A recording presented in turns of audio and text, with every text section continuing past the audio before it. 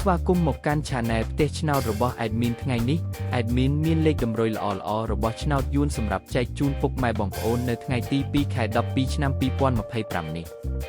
ដូចនេះ Admin មិនចង់ឲ្យចំណាយពេលវេលារបស់ពុកម៉ែបងប្អូនយូរតោះយើងមកតាមដានលេខតម្រុយរបស់យើងទាំងអស់គ្នា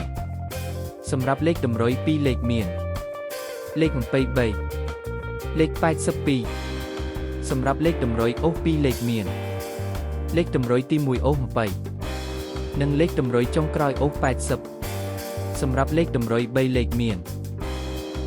887គុណនិង547គុណសម្រាប់លេខតម្រុយថ្ងៃនេះ Admin សូមជូនពរឲ្យពុកម៉ែបងប្អូនជួបតែសំណាងល្អទាំងអស់គ្នាហេងមានលាភមានជ័យជាចុងក្រោយសូមកុំភ្លេចជួយចុច Subscribe និង Comment ហើយដាក់សញ្ញារូបកណ្ដឹងដើម្បីជួយផ្ដល់កម្លាំងចិត្តមកកាន់ Admin ជាពិសេសងាយស្រួលតាមដានវីដេអូថ្មីនិងលេខតម្រុយល្អៗជាប្រចាំថ្ងៃជាមួយ Admin សូមគោរពលាពុកម៉ែបងប្អូនពីខ្ញុំបាទ Admin ផ្ទះឆ្នោតសំណាងល្អទាំងអស់គ្នាសូមអរគុណ